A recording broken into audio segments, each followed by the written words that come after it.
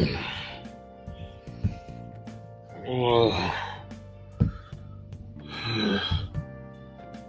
did it. I got through Kaguya's arc.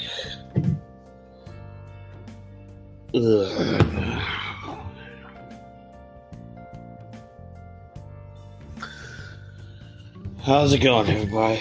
It's the World Champion here. And today, talking about Naruto, talking about an arc review that we've been waiting for this whole time. We're here to talk about the Kaguya Otsutsuki arc. The one thing that people hate about the Naruto series, the one thing that's universally despised about the Naruto series, here we are to talk about it. Kaguya Otsutsuki. God. I'm gonna say this. I commend the anime team because they at least tried to make Kaguya work. They at least tried. They at least tried to do something with it. They at least tried with some in-canon filler to make Kaguya's story just a little bit better. Was it still good? I don't know. There's also some filler about Hagoromo, which is actually something that I was actually looking forward to seeing some of that stuff, since we get the story of Naruto and Sasuke being reincarnations of his children. Whatever. This is the Kaguya Otsutsuki arc. We're just gonna go run down the arc, be done with it. I refuse also to have Naruto and Sasuke Part 2 be lumped into this arc. That is going to be its own separate video. We're here just to talk about this. Just to talk about this little chunk of episodes that was all about Kaguya. But first, let's start with Zetsu's plan. So it turns out that Zetsu was behind everything. He was behind Madara getting to power. He was behind Madara having the idea of using Obito. Behind Obito forming the Akatsuki and Pain and all that. Basically, Zetsu was the person who made shinobi history. Also the person that tempted Indra, but we'll get to that when we get to that. It was Black Zetsu, because apparently Black Zetsu came from Kaguya, which we find out more about that here in a little bit. So, yeah, Zetsu took care of everything in the shadows. Okay. Like, it's one thing for Madara to do that, because Madara was being set up since the beginning, especially the beginning of Shippuden, but since the beginning of being in the shadows, working, trying to get to what he attained and what he wanted to do. And that was great. We could have still had the setup. We could have still had Naruto and Sasuke and Sakura and Kakashi realistically beat Madara. I could have seen that. But apparently we have to throw in a god in this, and her stupid, shadowy figured son. So basically, Kaguya's whole thing is, so she gets reborn because of Madara and because Zetsu deems it so. But the reason Kaguya is alive now is because she's going to take chakra back from everybody. So she's going to absorb the whole world's chakra, give it back to herself, and that's basically it. Now, a lot of this stuff is actually set up for Boruto in the near future. Yay, Boruto. One debt to society later. Also, it turns out Black Zetsu made revisions to that Uchiha stone tablet, so we keep getting mentions of it from people like Itachi and Madara and all that, and even Sasuke to a point. But it turns out Zetsu made some revisions to it in order to get Kaguya to be reborn. So that's fun. That was great. That was awesome. It wasn't great. It wasn't awesome. Whatever. It's just, this is stupid. It's really stupid. But it gets even stupider. Again, I want to commend the anime for at least trying.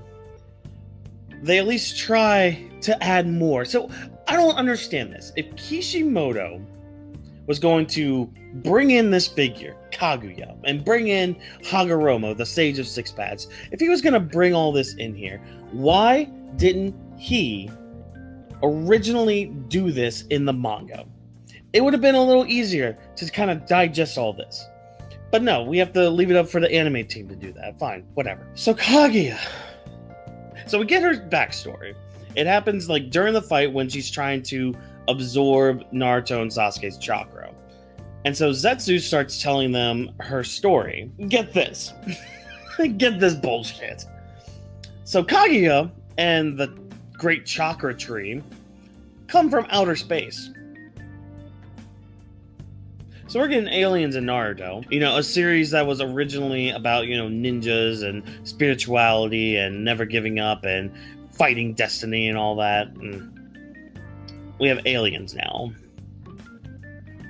We have aliens. Okay.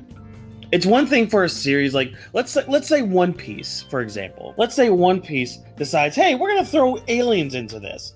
At least there has been talk and speculation and setup for people to be coming from space because of the whole moon thing, because of NL's cover story and all that. We at least had setup for that in One Piece. With Naruto, nah, she just come from space, and we don't even get that in the manga. In the manga, it's just like, oh, she came from a far off place, and she even says that in the anime, but we know for a fact later on that she is part of an alien parasite race. Fuck Boruto. Oh. Anyways, so Kaguya lands on Earth by herself. She meets up with like these people. The Lord falls in love with her because she's so fucking beautiful, I guess. I don't know. And then this other clan tries to take them over because they're assholes. Just so you know, I'm giving a very abridged version of this. I could care less about all this. Basically, her and this Lord fall in love. They end up dying. She ends up putting them into the chakra tree because she's a bitch and just absorbs their chakra and realizes, oh, this is what I'm here to do. So at first she was kind of all right with things, but then no, she wasn't. But this Lord basically impregnated her. And that's how we get the birth of Hagoromo and his brother, Homura. And they live pretty relatively simple lives.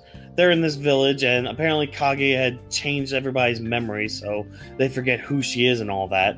And they learn that, okay, we can't really go to this tree. We're not allowed to. And they find this toad that teaches Hagoromo, specifically, sage art, because he had a dream that they would fight their mother. And that's also when they find out that Kaguya has been taking people from the village, so like one of them being Hagoromo's like lover or whatever. She ends up like taking them, killing them, and putting them in like in the chakra tree and all that to feast off of them and to eat the chakra fruit. So Hagoromo and Homura have to fight Kaguya. Luckily, Hagoromo, you know, he unlocks the Sharingan and all that and learns Sage Jutsu. They fight Kaguya and they start sealing her, and that's when she creates Black Zetsu, who Hagoromo, I guess, missed taking out and seeing and all that. What's really cool too here, so we were led to believe, at least I was, that the brother Homura also kind of studied Sage Chakra with Hagoromo, but it turns out like there was this tag that he got that had Sage Jutsu in it, and that's how Homura was able to not only revive but like fight alongside him. But they apparently have this battle that lasted months, like an intense, like godlike battle happening for months. Really interesting. What's really cool here is the fact that, you know, through this battle, Hagoromo, he unlocks the Sharingan, he unlocks the Mangekyou Sharingan, Rinnegan, all that stuff through this battle. And during the last part of the battle, that's when Kaguya turns the tree into the Ten Tails, and that's when we get the whole sealing part of it. That's when Black Zetsu gets born, and basically Homura heads to the moon to watch over their mother's body and all that. I think that gets talked about in the movie, the last Naruto movie. Yeah, I mean that's basically Kaguya's past. I mean, she just wants to absorb the chakra of everybody. Like, Okay. Okay, fine. So what ends up happening through that is that Hagoromo ends up going on a travel. So this is actually a backstory that I was actually very curious about. Hagoromo's travels and all that, because he's traveling, so not only can he disperse the tailed beast that he created through sealing the 10 tails and absorbing its chakra and all that, but he's also trying to take a look at the land, try to revitalize the land that him, his brother, and his mother destroyed during their big fights. And also he wants to kind of look at the world and talk to people and meet new people and see what everybody's about and try to connect through people through chakra. This is actually really cool because I actually really enjoyed just this little story of Hagoromo traveling, because he meets all these people. He meets this one thief who becomes his first apprentice for the art of ninsho, which is basically sharing chakra and using that in order to connect with one another. And they just travel, reviving the land and passing chakra on to others. So that's kind of how we get this spreading effect of chakra, because this happened a couple hundred, maybe a couple thousand years ago. So through all that, that's how chakra spread through the children and all that. And shortly after that, Hagoromo decides, okay, let's kind of touch base here. We'll stop here, create a nice little village, and just kind of settle down and just learn more about chakra and ourselves. And that's when we get the births of his sons, Indra and Ashura. So we've heard of Indra and Ashura before, and now we're finally getting to see them in action. And they are really harping on the fact that they are like Naruto and Sasuke, because we have Ashura, who learns to start caring for people because he's very weak and he can only be as strong as the people around him, whereas Indra not only is super powerful and strong, but actually inherited the Sharingan from his dad. So they basically grow up, and as Indra's training one day, Zetsu appears and kind of starts sowing this seed of doubt within Indra. And it's kind of cool just to kind of see this happening in real time, and just how this negativity of Indra just despising his little brother because he's so weak, yet people look up to him and people talk to him and all that. So when it gets time to finally choose a successor to Hagoromo, he sets them both out on this trial. They both have to go to a village and basically fix a problem. And what happens is Indra basically looks at these people and says, "Oh, you guys are all weak. You can't do this. I'm leaving." And he just returns early.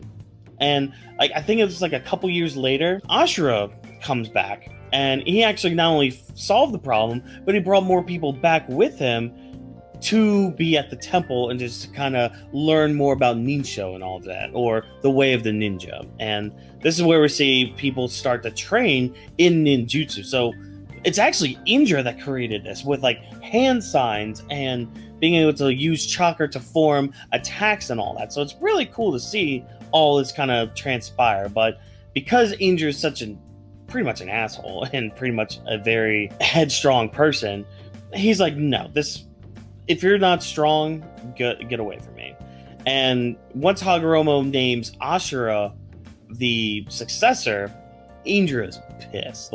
He goes off and he starts reading this tablet, and he's there with a couple people, and he ends up killing them, obtaining the Mangekyo Sharingan. So him and Ashura have a fight, and they kind of vow to have this eternal struggle between each other. So that's where the whole reincarnation thing starts happening, and Ashura takes care of his dad as he's dying. His dad disperses the tailed beast in the places that him and his disciples decided to place them at, and that's basically all of that part. But this was actually the part that I was really excited for, seeing again Hagoromo's travels, seeing Indra and Ashura grow up and where they came to be, seeing that, okay, we are going to show Zetsu kind of spinning this web that he's trying to do. Now, before we get back to the action part of this, we actually have a filler episode here, which is very cool that we had this. So apparently this episode is based off of a chapter that was released with the art exhibit that came out that Kishimoto had around this time. And it actually shows Kakashi's face. And so we get another episode kind of involving everyone in the Leaf Village. So everyone from part 1, Choji, Shikamaru, Ino, all of them. Like, they're all involved trying to see what's under Kakashi's mask. And they're joined by this photographer who's in, like, this makeup and all that. And we find out that photographer was actually Kakashi, because he starts taking off this makeup, starts taking his voice changer off. It's actually really cool because, the whole series, everybody wanted to know what Kakashi looked like underneath his mask. And honestly, I forgot he had like a mole right here on his chin. I really totally forgot about that. So this was kind of cool to see, and just kind of see them, put this randomly into the series. And I know I've had my gripes before about filler arc this and placement of filler there, that, but this was one of those ones that's actually really fun and does give us a good payoff at the end, and just a nice treat for those that watch the series every single week. Plus, takes you back to the best filler episode of all time, of when Naruto, Sasuke, and Sakura tried to see Kakashi's face for the first time. Okay, now we're here at the big meat and potatoes of this arc, the fight against Kaguya. So when she first gets reborn, Kaguya just easily dismantles Naruto and Sasuke. Sakura's just there scared and all that, and we find out that one of Kaguya's biggest things is basically bringing people to different dimensions and all that. So they go to a lava world. There's this like heavy gravity world that they have. There's an ice world. It's really cool to just kind of see like this instant teleportation. Now, the one thing I want to commend again with the anime is the music that they use. So the musical score for this fight against Kaguya, epic beyond belief. Like, this is something you would hear in a movie or something. And again, I just want to commend the anime team for putting this all together to at least make a turd at least smell good. So the fight. The name of the game here is to seal away Kaguya with like this giant planetary devastation sealing jutsu. And only Naruto and Sasuke can do it.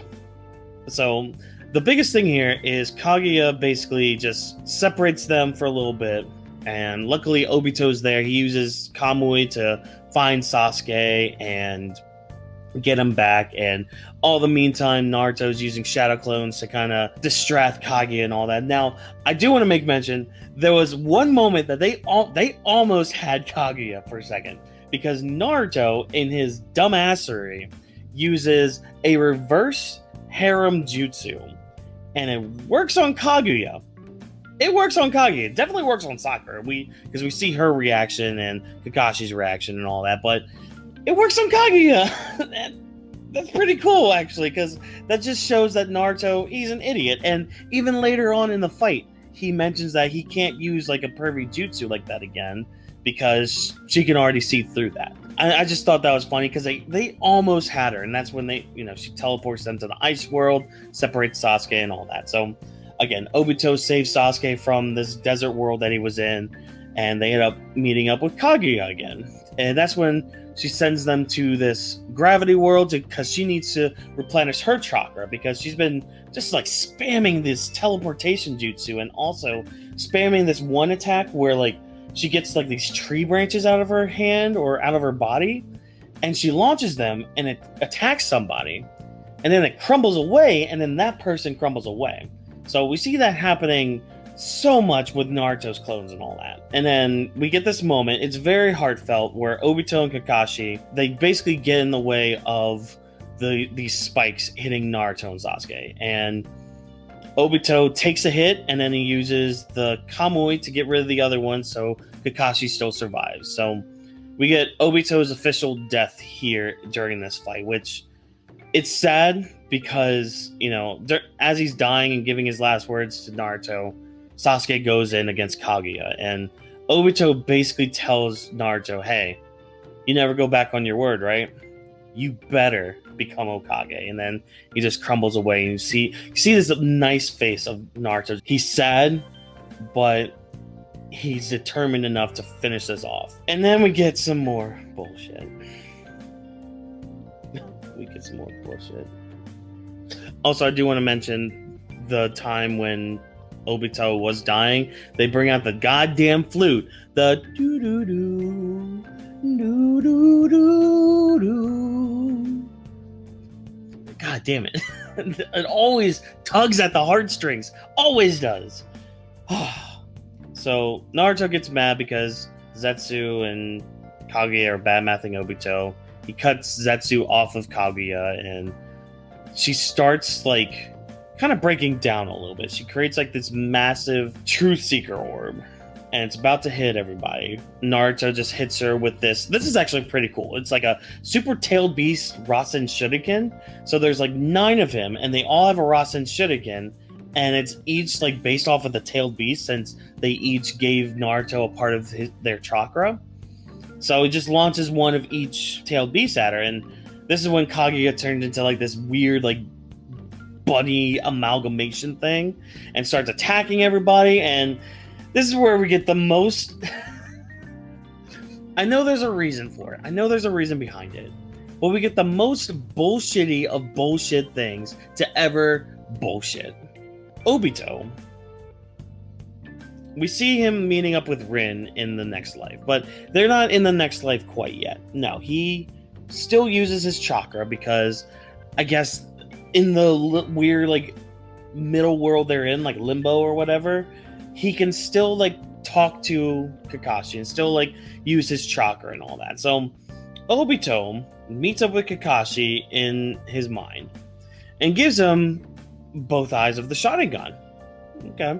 It's a temporary thing, alright. And Kakashi, without any, training or use of it at all, uses a Susanoo and a Shuriken-based Kamui to get rid of Kaguya's arms. Okay, fine, whatever. If you want to do that, fine. Cool, I mean, at least it's temporary. Oh my gosh, that to me is always just gonna be stupid. I know there's a reason behind it because we had gotten the tease of it with, like, Itachi doing it on Sasuke with the Amaterasu being on there and things like that, but that doesn't mean that it's not stupid. Like, god damn it. So we get the end of the fight, which is basically Kaguya trying to escape, Sakura hits her on the head like that, and Naruto and Sasuke seal her away. And through all that, the tailed beasts do escape Kaguya as she's getting ready to be sealed away. The reason they give for that is because they were, like, resonating with the chakra that Naruto was using. So they got out. Teamwork makes the dream work. And they actually play a good epic version of the Naruto theme, like the da da da da da. That's actually really cool because Kakashi's looking up at the 3 of them and he's just like, I really like you guys. Just remembering Team 7 and all the shit that they went through, and everything's just happy-go-lucky. And of course, we have the ending here where... Okay, so some more bullshit. So, as all of this is going on, the Kage find, like, the lower half of Madara's body. And they see that the Sage of Six Paths has emerged from the lower half of Madara's body. And I'm sure you're wondering, how are Naruto, Sasuke, Sakura, Kakashi, and all these tailed beasts, how are they going to get out of this other dimension that Kaguya sent them to? How will they ever get out? Oh, don't worry. The Sage of Six Paths, who is technically dead, resurrects other Kage. So all the previous Kage that have already been sealed away as well revived, just so they could summon everyone back. I get it. Chakra connects us all, even in the afterlife. I get it. But god damn it.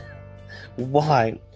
Why did Hagoromo have to basically give us the way out? Why? Why couldn't we just beat up Madara? Whatever. And we actually do get a nice moment here. We get a couple nice moments, actually, where the first Hokage walks over to Madara and basically says, alright, look, everything's done. You're dying because you were Jinchuriki. Everything was taken out of you. You're dying now. And Madara's just like, yeah, I know. And they have a nice little heart-to-heart there, so I appreciated that. And of course, this Naruto Minato heart-to-heart, it's so good. It's so hard. Just him saying, look, make sure you tell Mom I'm doing well. And that's basically it. No, don't cry. Sorry, it's really good. And I mean, that's basically the arc right there. I mean, the other stuff that it leads into after this, we'll talk about when we talk about that. But let's just talk about the final grade. I've been harping a lot about things that I didn't like in this arc. And you may think, oh, this might be a failure. This might be a bad arc for him. This might be something else. I mean, hell, I drank a whole bottle of rum from watching this arc. But honestly, B-. Why B-? Why do you think it's so high? Honestly, I've got to give the props to the anime team. Like, as dumb as it is that Kaguya came from space, that Kaguya is even a thing, that Kaguya exists. I know. Kaguya should not exist. I would have much preferred it just be the 4 Team 7 against Madara. That would have been fine. That would have been perfect. Not this ceiling thing. It would have been cool to get Hagoromo's backstory too, just as like a way of going into, like, leading into the battle of Naruto versus Sasuke. That would have been fine too. But the fact that we got Kaguya, which to me also feels like it was setting up for Boruto, but also to set up a little connection, because I can almost guarantee you that if Samurai 8 continued on, they were going to tie things together with Naruto. I can almost guarantee you that, because of the whole space thing. If I have my issues with Kaguya. I hate her. But I have to give the anime team props.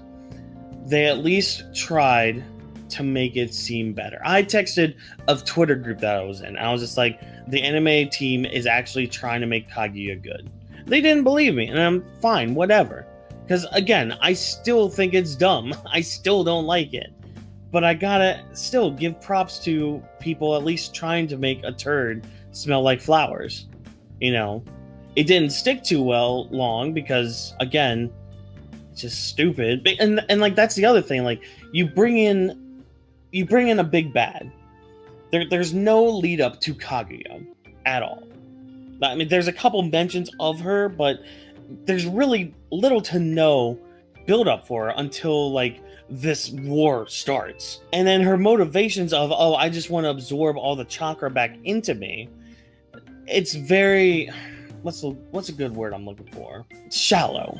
It's a very shallow reasoning, because what she is, and we don't even find out more about Kaguya in Boruto, and I don't want, you know what, fuck it, I'm gonna bring it up. So the Otsutsuki clan, they are basically parasites. They go to worlds, they make this chakra fruit, they eat the chakra fruit, one of them dies, and that's basically how they live. They are in pairs, whatever bullshit. So apparently she had gone to Earth by herself against the plan or something. I don't know. So she was basically an idiot. Like, that's basically it. I hate it. I just don't like it. You know, why bring aliens into Ninja World? Why bring outer space into it? Why? You got me with the moon thing, with the moon being the vessel of the Ten Tails. Fine, whatever. That's like legend and folklore in your story. Cool, neat. But like, don't bring in aliens. But again, this B- is mainly for the anime team, for at least trying more than what Kishimoto did.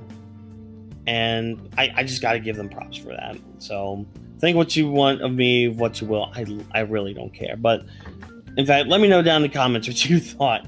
Let me know. Sound off in the comments. Do you like Kaguya? Do you hate Kaguya?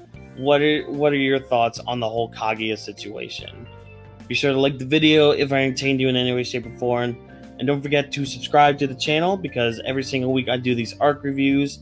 The next video is going to be very, very near and dear to me, because we will cover Naruto versus Sasuke Part 2 in that video. And we'll save it for then. But again, like, comment, subscribe. Hit the bell icon so you get notified of every time a video comes up. Also, don't forget to check out the Void Century Club. It's a cool online forum where you can talk about mainly One Piece and MHA. They have some other things like Dr. Stone on there that you can talk about. So go ahead and check them out. Become a member there. Help them out. Be sure to, talk on there and all that. And as always, people, I've been your world champion. Catch you guys in the next video. See ya. I don't need you. Better things to come.